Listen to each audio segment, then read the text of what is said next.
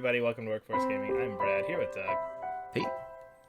We're here to correct one of the greatest travesties of this podcast, YouTube thing, whatever you want to call this. And that is the fact that we've been doing this for like 5 or 6 years, and we have never you think 5 or 6? I think we're almost at 8.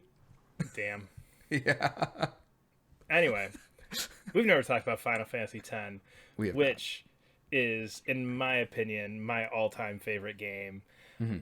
And I think I just finished it for, I can't remember if it's 5th or 6th time. I just finished it last week on the Switch. I hadn't played the Switch version yet, so I got the Switch version, so I was like, okay, I can play this on. Anyway, never talked about it, and I think even now, this is still arguably the best JRPG ever. That's interesting. I'm interested because I know you've gotten super into Xenoblade Chronicles over the past few years. What's another big? Not 10. What's another big JRPG you've gotten into? What's a big JRPGs you've gotten into since 10 that's like made you still go back to 10 and go like, And I guess just for reference, 10 is kind of like my first one that I think I really was into, because like I played like 7, 8, and 9 on PlayStation. I played like Mario RPG on Super Nintendo, but like for whatever it was, 10 was like the one that was like, this is incredible. I don't think you understand how good this thing is.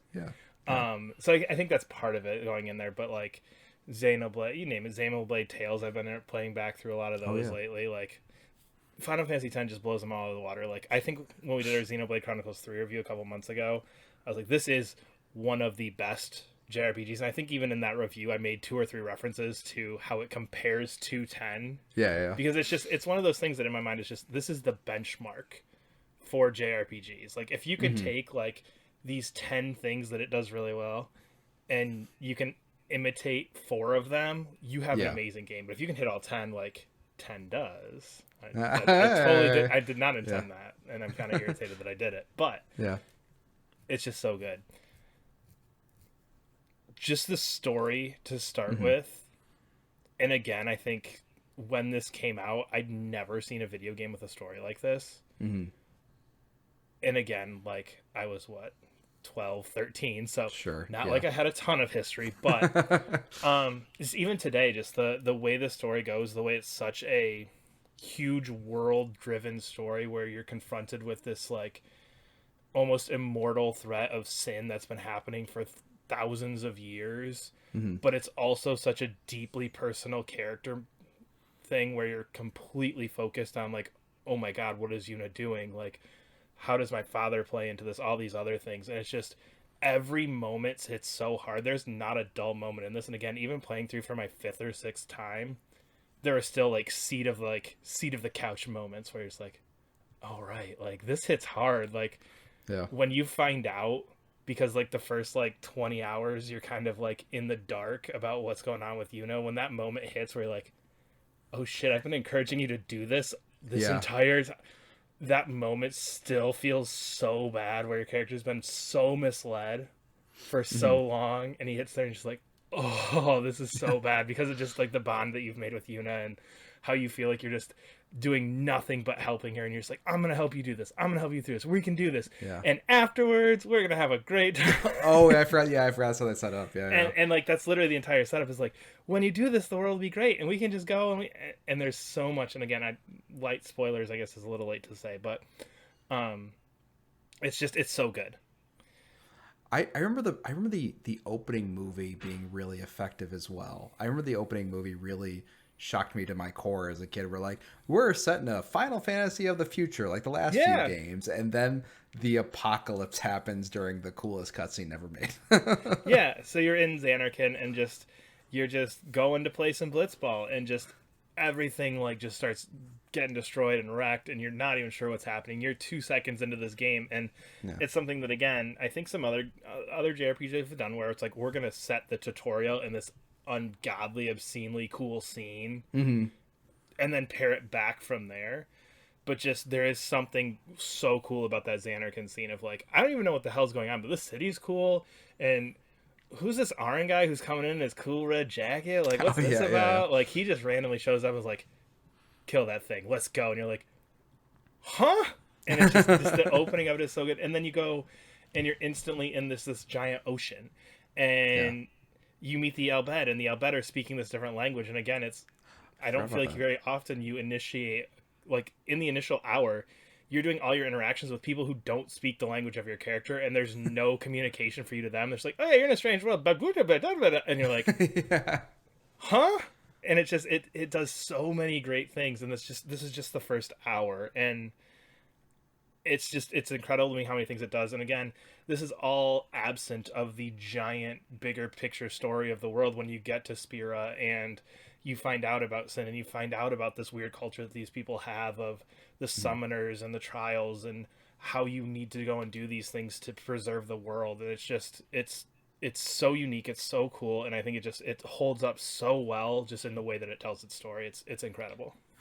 I actually had a question because I was playing, I think I was playing Final Fantasy VII fairly recently, and there's just something about Final Fantasy stories that I feel hit harder than any other JRPGs that I've Yeah. played, and I don't know what that special sauce is. And I guess I was going to ask you, like, do you know what the special sauce is? Is it that characters and the world sort of thing? Because like when I try to play a Tales game, it's just like there's something that to me that just isn't gripping about it, or even like a really good indie JRPG. There's something maybe not as epic, but I don't know what it is with a Final Fantasy story. It is that characters and world that you're saying that's like mixing the two, and In my mind, I think it is a lot of that, because I think Xenoblade 3 does a lot of similar things where, okay, there is this bond between your six characters, and there's one cutscene in Xenoblade Chronicles 3 that I think holds up as one of the best cutscenes in all of video games, towards about the 75% way mark in there, where your characters kind of have this devastating moment, but that moment is so entrenched into the major conflict of the story. oh, okay, sure. It's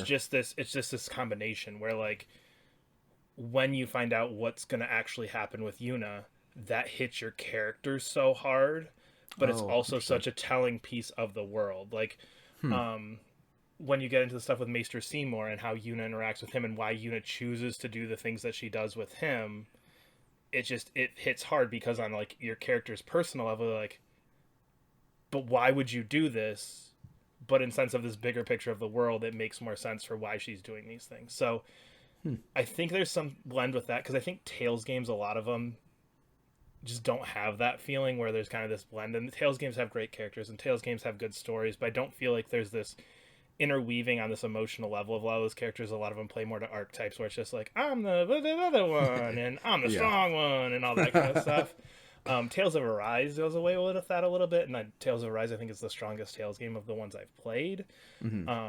But it gets a little bit into that too, with how your two main characters are connected and how they interact. Again, gets kind of in a similar vein to this. Hmm.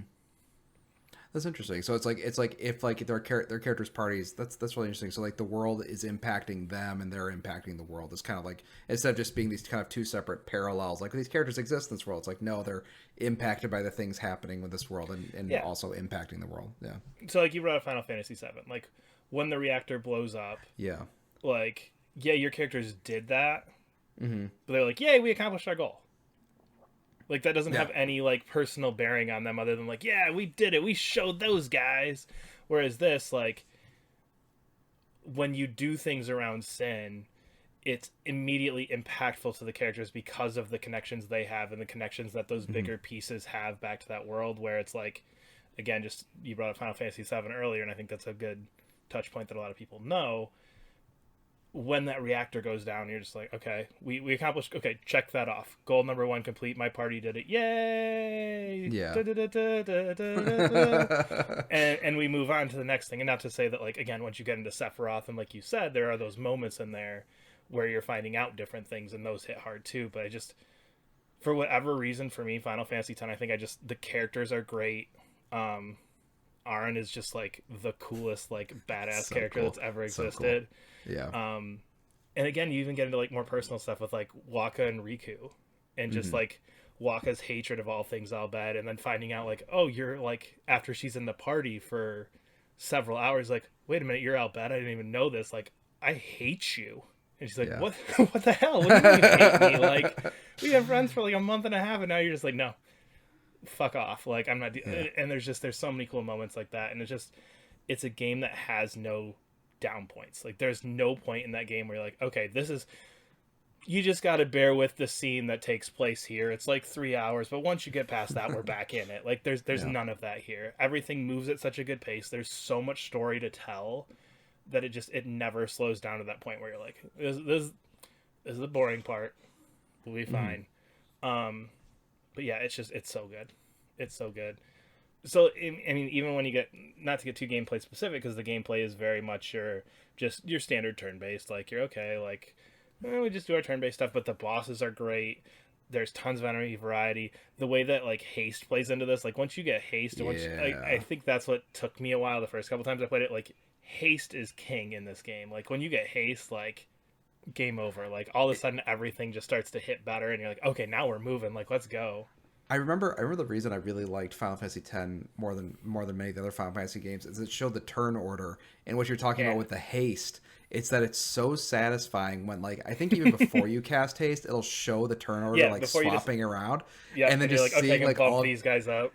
Yeah, especially where you could do things like cast like haste on your whole party and just seeing like your whole party jump to the top of the list, or if you use like slow and then knocking the guy back down. I remember that being like really cool and satisfying. I was like, I feel like I don't remember any Final Fantasy game. I feel like haste and slow probably worked in a similar way in previous games, but just seeing that visualization just was like so slick. I really loved it. I think it makes you realize like how important it is, where it's not like just in some other games where it's like, oh yeah, speed's the stat that determines how quick your character acts. It's like no, like Riku is super fast. Like you see her picture out there, like Riku, Yuna, enemy, Riku.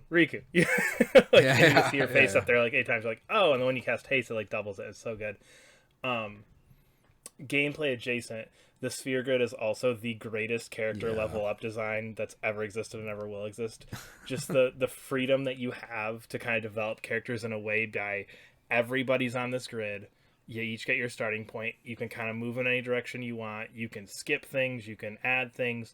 You can get key spheres that are like, oh, okay, like I'm up here, but I really want some black magic, so I'm just going to unlock this. I'm going to take a detour down here to get some black magic with this character and then pop back up. Just the freedom you have to go through that, and the way that those all play off of each other and builds, it's just so cool.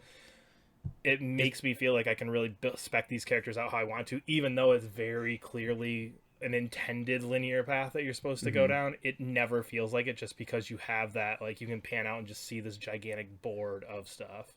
It weirdly feels, I don't know why that one felt less, whenever I see a skill tree now, I'm like, I'm going to break my character on accident, and I don't know how to do it. But I feel like there's something about the Final Fantasy X one where it feels more safe to kind of spread out, because, and I think it's because that's sort of like linear, like here's sort of the main path you're clearly supposed to be on, and if you're branching out, you kind of know that you're branching out. While with like other things where they start like a single point, they just spread out into a million pieces. It's like, I don't know where I'm supposed to be going. If I invest 3 much this way, then I got to start from It's so cool. And then again, the spheres that used to do that, they also have their like side gig to like upgrade your weapons and stuff. So you're like at the same time you have this limited resource with it, because okay, well I only have 40 of these things and I can use 38 to upgrade my sword with strength plus 10, but that's 38 potential spots on my sphere grid that are gone, and it's just it's so good. I love this game. The one thing I really liked about it too, the one thing I remember really liking about it is I thought the design was really slick. I just remember, I think it was just PS2 because that was like a good looking PS2 game for the time too. But it's just like a very unique, I think even in the pantheon of like Final Fantasy games, it's like this kind of like Southeast Asian, I just remember being very much beaches, like a lot of beaches, a lot of sort of like tropical settings and tropical characters, and it's just like I remember really enjoying that. It just kind of felt like really different, I think, than even just other fantasy games, because it's not really a mix. It's like it's a weird mix of is this when you call it? Would you call this one of the future Final Fantasies or one of the past Final Fantasies? I think this one definitely toes the line of both for sure. Like more so than more so than the other ones, which are clearly future, clearly past. And this one does like a nice weaving when it needs to of those two sort of lines of thinking. It definitely does a good job of kind of placing it in this weird middle ground of times where you've got some of this future tech, but at the same time it's very much just straight up hit them with your swords and throw some magic at them. So it is this kind of weird place, and again the world's just so cool to explore. You've got big snowy mountains like Mount Gagazet. You've got the beaches. You've got these wide open ocean things. You get a cool airship that you get to explore. Like, it's just everything is so well done. Everything is so cool. It's one of those things that, again, I think describing it now, it doesn't seem as unique, but it's one of those things that just it does everything so well, and it has its few unique pieces, and it's just, especially at the time, it's just like, I just remember playing a game that was nothing like this. And even now, again, like my 5th or 6th time through it, I'm just like, my first thought is like, well, I should probably play this again. Like, I should start this again. Like, I would enjoy that. And it's just, I think it's just like one of those things to me that's just like, at this point, it's just like comfort food, where it's just like, this is just, it's so good. I'm gonna enjoy every second of it. And there's tons of side stuff that you can get into. You can just kind of mainline through it. It's just, how do you feel about Blitzball? I feel about Blitzball. You know, just it's a large portion of the game too. You can invest a lot of time into Blitz. You could invest a lot of time. It is optionally a large part of the game. Optionally a large part of the game. I'm just saying this game was a 10 out of 10 from the last 15 minutes you've been describing this.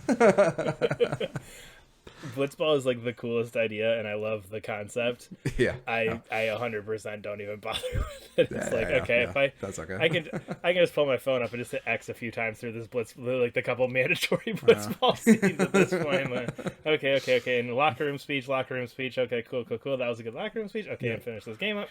Get my limit break. And moving on. Done. I was just curious. It is one of those things where I think it's kind of cool, because I think, again, as somebody who just, before recording this, watched like 7.5 hours of NFL football for the day, like it's very, again, it's another unique piece where how many other games have like a sport so like clearly ingrained into the makeup and DNA of their like world. Like it's another piece that makes this world alive, because you have the political structure that you see, you have the religion structure, you have the like individual towns, you have this overarching threat, but you also have this weird day-to-day thing that people are just super invested in. Like, your character is like the star of the Xanarkin team before you get taken, and Waka's the captain of this other team, and like even the Al-Bed that everybody think are like, you're disastrous murderers and we hate you and you're going against our religion and you're gonna be the downfall of the world, but like, it's Blitzball season, let's go. Like, it's just, that's really funny. It's just such an ingrained part that I think, again, it takes this cool world, and it's another living piece of this world that I don't think a lot of other games hit in a way where you have this touch-tone pace for all of the characters, no matter where you're from. Like, it's Blitzball. Like, it's early February. Like, it's Super Bowl. I don't care if you don't watch another football game all year. Like, you're gonna get a pizza and watch the Super Bowl. Like, it's gonna happen. I mean, I will. I don't watch football, but I watch a game a year, and it's always the Super Bowl. Exactly. And again, the big Blitzball tournament that you go to, like, it has that feeling where it's like, here are the Al-Bed, here are the people from here, here are the people from here, all the towns that you're going to go to, all the towns that you've been to, like, let's go. And again, your character being like, his identifiable point when he gets to this new world is that he's the star player of the Xanarkin Abes. Like, he's like, you guys got it's just... Oh, I didn't speak the language of these people. I washed up on the shore of this island. Blitzball practice? Yeah! Like, it's such a cool part of the world. Again, gameplay is not my thing. I know, that is interesting, though. I think you make a good point about being ingrained, because I do feel like just sports are so ingrained in just our just day-to-day, just world. I mean, every small talk that's ever happened at work is sports. You see that game last night? But it's interesting, because like, I feel like in most other games, like when they have the side activity sport, it's not really a big deal. Like they like kind of fake that it's a big deal sometimes in those games, but this one, like you're saying, it's really ingrained. It's an interesting idea, having essentially a soccer player be a pro soccer player be the star of your Final Fantasy game. It's just a kind of fun idea. Yeah. Anyway, I could rattle on about this for the next 4 hours, but we'll cut it there. We are Workforce Gaming. You can follow us on Twitter at Workforce Gaming. Subscribe to us wherever you're listening, and we will see you later. Bye.